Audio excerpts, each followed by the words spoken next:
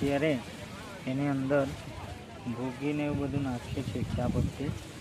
એના સાથે આપણે આ પણ નાખવું જોઈએ, જેનાથી આપણે જે માથું ચડતું હોય તો એમાં રાહત મળે.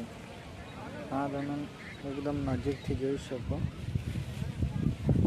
પણ હવે થોડું કાચું જ છે, થોડું કાચું જ છે એટલે મોટે ભાગે આને બીજ જેવું આવે એ મોટે ભાગે ચાયમાં નાખીને પીતા હોય. અને બીજું કે એનું સ્વાદ પણ ખૂબ અલગ હોય છે, એકદમ બહુ સારું.